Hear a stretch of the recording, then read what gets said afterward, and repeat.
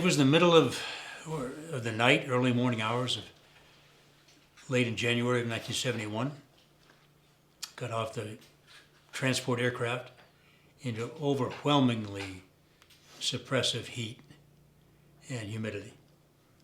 And as everybody else did on the airplane, picked up my gear, went into the transient barracks, spent the night, heard artillery being fired in the background. It dawned on me this wasn't practice anymore, that we were there to do the real thing. And I had orders to the Vietnamese Marine Corps as an advisor. I'd gone to language school in Vietnamese, kind of a cultural course at Fort Bragg. When I got to Naval Forces Vietnam, which was to be my parent unit, they changed my orders from Naval Forces Vietnam to Military Assistance Command Vietnam, MACV. The MACV advisory group had been affected a bit more by casualties than the Vietnamese Marine had. So I was assigned to them and got on a C-130, flew up to Da Nang, got on a helicopter, flew down to Chu Lai, and joined my unit. About 30 miles south of Chu Lai, right off Highway 1. It was MACV Team 4, and I was assigned to the 2nd Battalion, the Army of the Republic of South Vietnam, the 2nd Battalion of the Army of the Republic of South Vietnam, the ARVNs. And I'd gone to language school but didn't speak the language. And I was out in the boonies, and I was assigned to be a sidekick to an advisor who'd been there a while, and he tried to explain best he could what we were trying to do, which was essentially to help the South Vietnamese find and engage the North Vietnamese locally. And there was a lot to that, as simple as it might sound. Finding them, fixing them, trying to kill them without having the same thing happen to ourselves was a difficult thing to bring about.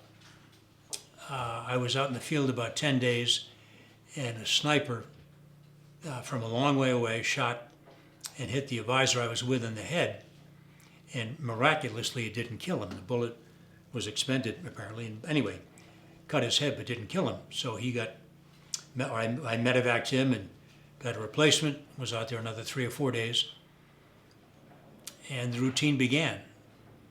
There would be 2 of us, principally myself and an Australian warrant officer, and 100 or so South Vietnamese soldiers, and we would operate against the South Vietnamese, essentially meaning we would try to find them and kill them, and they would try to find us. We were easier to find.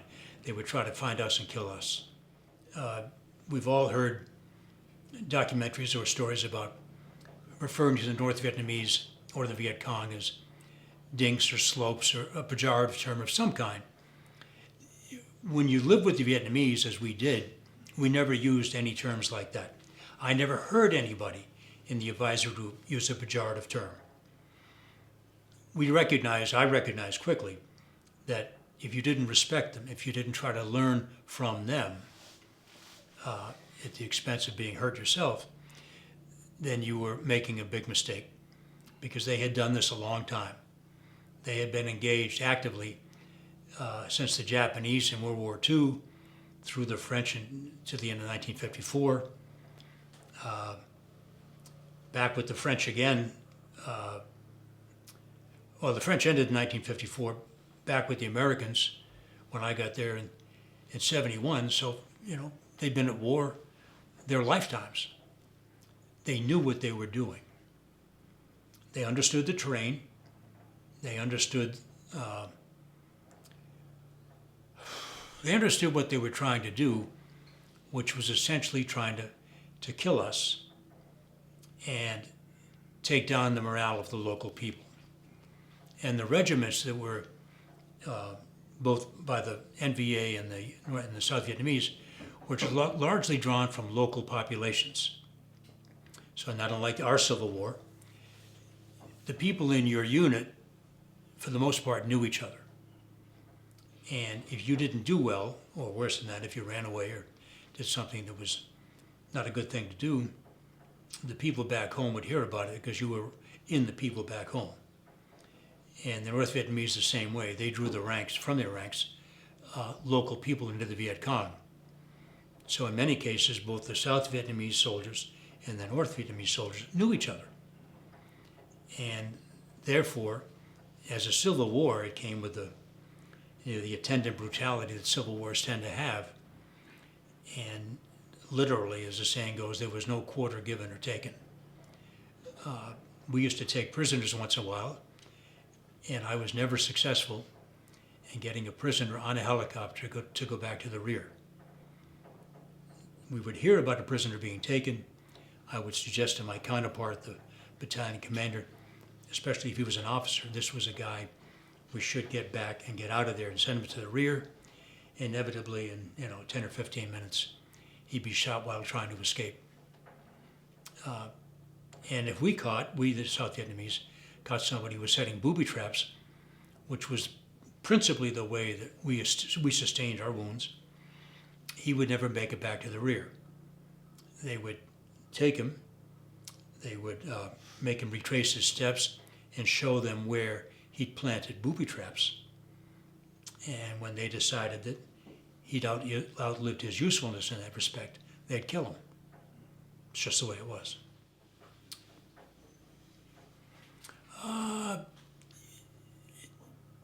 Sadness, but then life goes on. You'd be sad for the occurrence. You try to learn what you could from what happened, and we could sometimes. We should anyway. But then we had to press on. Well, he was a Vietnamese, to be clear. He was a South Vietnamese battalion commander. And the larger story was, we had about 100 men, which was referred to as a battalion, really was a company. But we doctored the table of organization, so to speak, so each unit would appear to be larger than it was. So a platoon would really be a company. A company was really a battalion, and a battalion was really a regiment. So our battalions were 100 soldiers. And they were in for the duration. And so we understood this as, just the way it was. We didn't think ill of them other than the fact we didn't want to be ahead of them and have somebody turn and run and we not find out about it. So as I mentioned to you when we spoke, I kept him in front of me because there'd be times when he would try to avoid contact, and he would do that by leading an effort to bug out. And just accepted that, so we went with him. We weren't going to be the last man standing when he had elected not to fight. Yeah, Wayne, it's very hard to get things done if you're afraid. You can experience bouts of fear, but it's fear necessarily, not to make, I don't want to overthink this, but fear clouds your mind. And if you're primarily focused on your fear, then you're not focused on all the other things that you should be focused on in order to do your job, so to speak. So fear was something in the back of your mind, but you could never allow it, should never allow it to move to the forefront, because then you were, not unlike the battalion commander I described, you were overcome by fear. A helicopter, we would have outlying Vietnamese units, and they would have soldiers who got wounded, principally by booby traps, but sometimes by small arms. And if they could be medevaced, and it looked like successfully medevaced, taken back and treated, then we would get in a medevac helicopter, fly out and get them. The North Vietnamese tended to have, almost always had, the same radio frequencies that we had. So if we had to go out to an outlying unit, the helicopter pilots, the American helicopter pilots, wouldn't go into an LZ like that unless there was either an advisor on the ground or an advisor in the helicopter.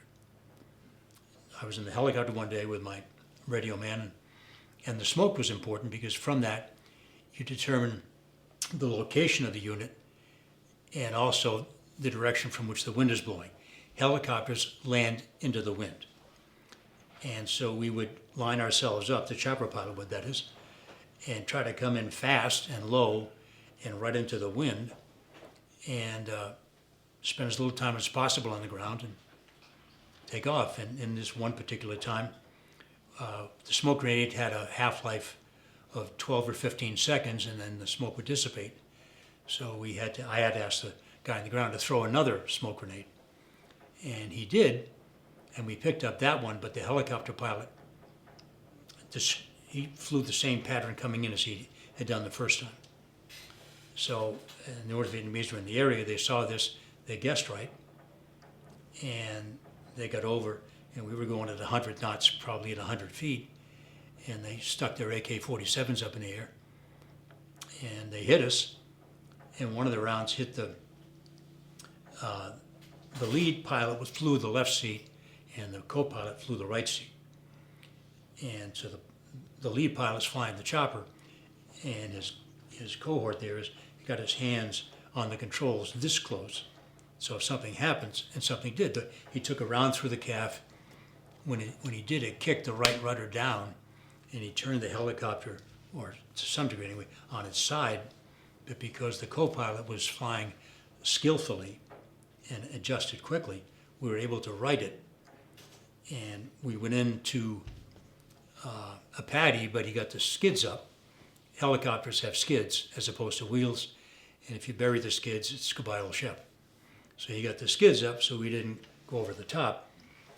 And we got everybody out of the helicopter and formed a hasty defense. And I got on the radio and called in another medevac and some helicopter gunships.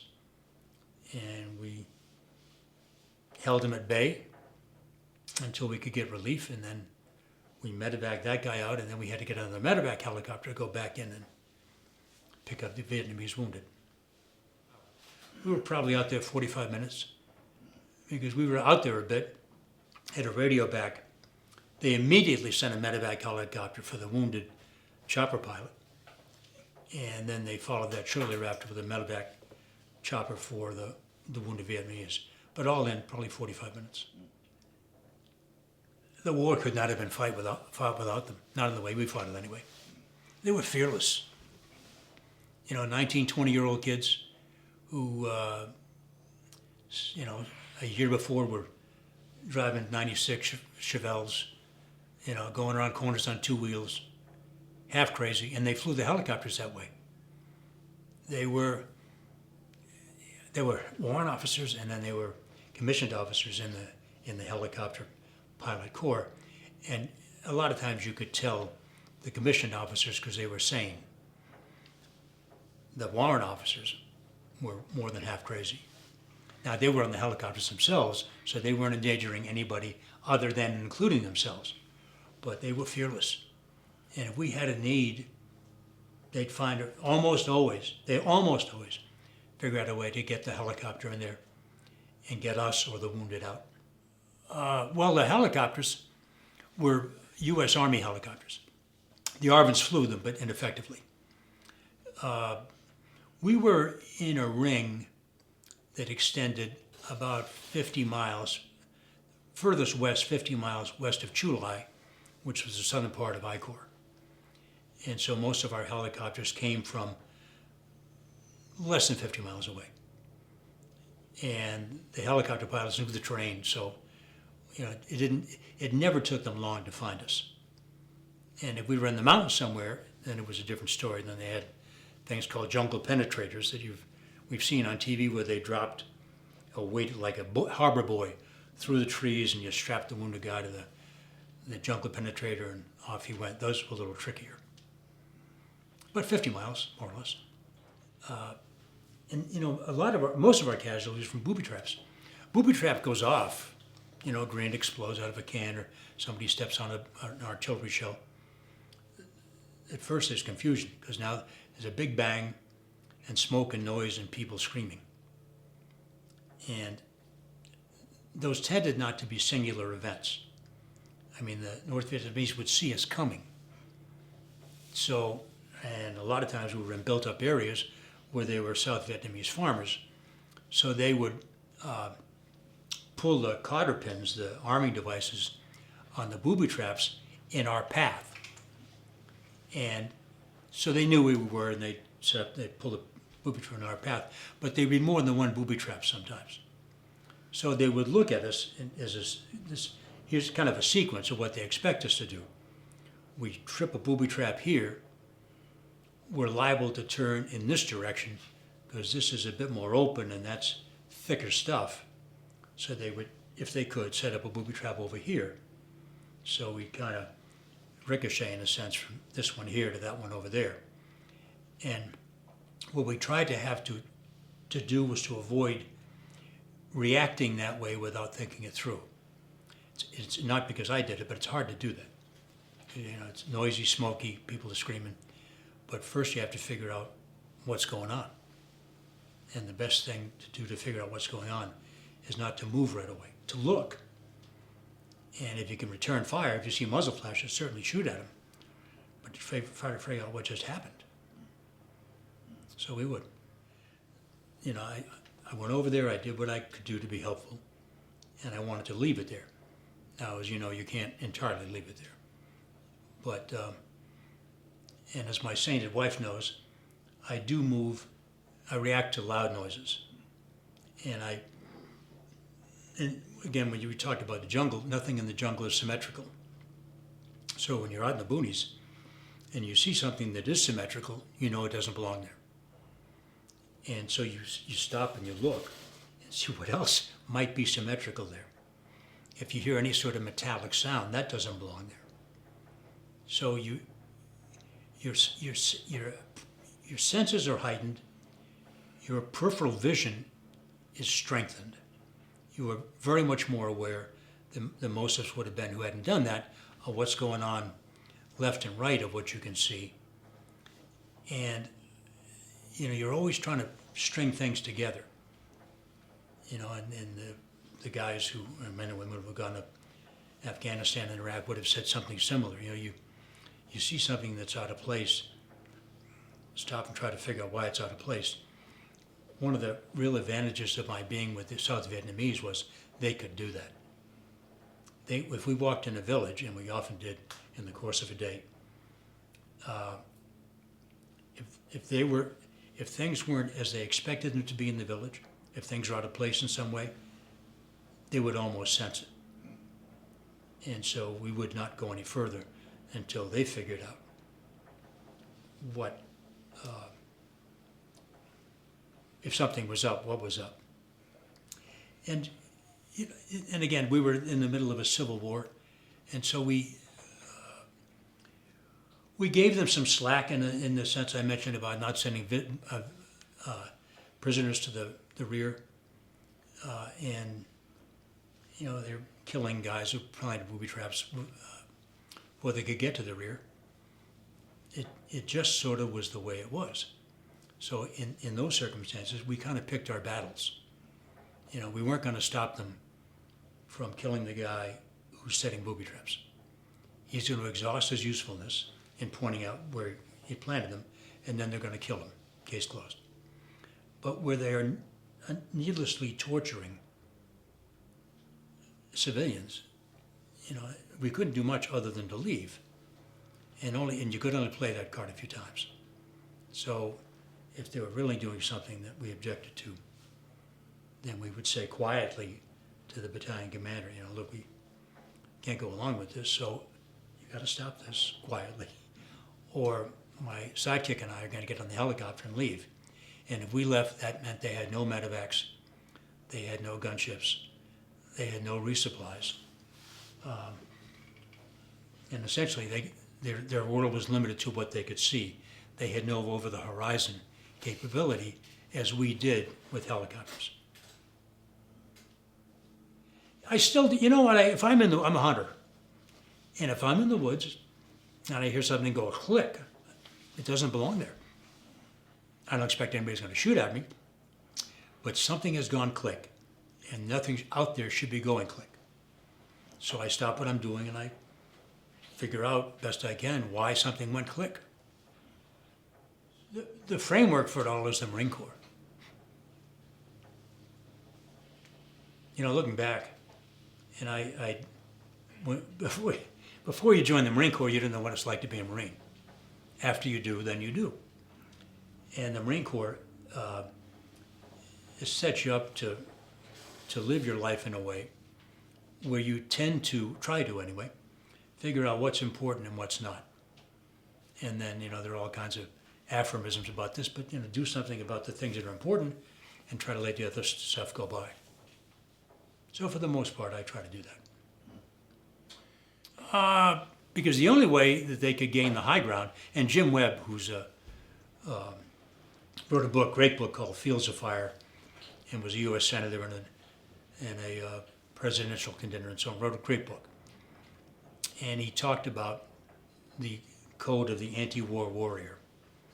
And what he said, at least as I recall it, was that the only way that they could gain legitimacy for their position was to deny those who served the legitimacy for their position. So if the good guys were the guys burning flags, then the bad guys were the guys carrying the rifles in the rice paddies in Vietnam. And I resented that then, and I resent that still, because that wasn't the case. I mean, now, as you know, people, and it's a good thing they do, they thank us for our service and the like. Back then, nobody thanked us for our service. And it was even more to that. You know, they blamed us in their way for the war. Much easier to point at the guys wearing the uniforms and carrying the rifles than it is to look a little more deeply into it and see, or try to see what's going on. But it certainly wasn't our fault. You know, and if we're in Falmouth, Massachusetts, if you are an 18-year-old kid and you grew up around here, Falmouth, and maybe you've been to Boston a couple of times, but never really traveled at all, and you get out of high school, you get drafted, you join up, 6 months later, you're halfway around the world, and you try to do your best, especially if you're carrying a rifle, and a lot of those guys carrying rifles were those very guys, 18 years old and never been much of anywhere. And they came back, most of them. Some of them, unfortunately, with horrible wounds, some with wounds otherwise than those visible. But they came back and nobody wanted to hear their stories.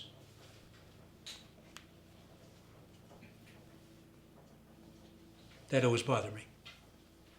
Because this would be the most consequential, at least in terms of life and death, the most consequential thing they probably would ever do. Or in any case, certainly at that point in their lives.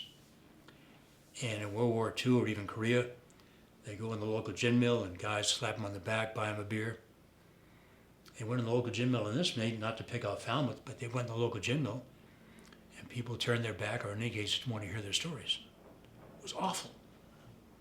You know, and those of us who've been to college and had a little broader perspective on life and so on, traveled a bit more, had more of a way to put this in perspective. Those kids didn't. They didn't have a way to put it in perspective, and at the same time, they didn't have any way to describe it. You know, it's, well, I went away, well, what happened? Well, shit, nobody wants to hear, so I don't know. You know, it's just unfortunate. We did great things. You know, if you look at the geopolitical end of all this, hard to figure out. We fought a proxy war there. Vietnam veterans don't, for the most part, don't care about a proxy war. We tested out our military gear. They don't care about that so much. But what they can care about is the fact that we took a stand at a time when somebody, Cold War, needed to take a stand. We took a stand. And we did. We had different results, but we did the best we could. And that's something we can be proud of. Oh, it's the best. Oh, well, it gives you a way to live. As we talked about when we spoke on the phone, the Marine Corps ethos is some form of lead, follow, or get out of the way. Well, if you live your life like that, you get up every day and you determine, well, today's plan is I'm going to lead, I'm going to follow, or I'm going to get out of the way. You've got a way to start the day. The Montagnards were literally French word for mountain people. And we had a couple of fire support bases, which were installations. The Montagnards, parenthetically, tended not to fight unless their families were involved. So we had a couple of installations in Montagnard camps, and they weren't really fire bases, but the Montagnard families were there, so they were there. And both sides would try to arm them. The NVA would try to arm them to interdict the South Vietnamese do the same thing. And two different occasions I recall, we spent a few days there, simple people, friendly people, kind of screwed both sides. Neither one was going to give them a straight shot. Kind of like the Cambodians, both sides would kill them indiscriminately because their lives didn't matter much to them. But it was a shame that they were just caught up in it. There was a chaplain, actually an army chaplain. He was a Chulai, and he had a great last name, McMahon. And I never saw much of him, but somehow or other, there were a few of us who lived outside the wire. He was in Chulai in the big base, and so anyway, somehow or other he looked me up, came over and said hello. And seemed like a nice fellow, and when he went home before I did, volunteered to tell my mother that I was doing a good job. And I appreciated the fact he went out of his way to take the time to say hello. But it was, again, I've said this different times, it really was a tactical experience. You get up every day without a plan for the day, but you got up every day knowing you needed a plan for the day. And so we put together a plan for the day. Hugely. Letters from home were great. Just hearing that there was a home, people still went to McDonald's. And the hometown newspaper still printed, that my family was doing well at that point. My letters were somewhat more abbreviated, but I was always glad to get them. Yeah, just it gave you a touchstone, that you sometimes could lose in the thick of things. A version of what I said before, I guess. We did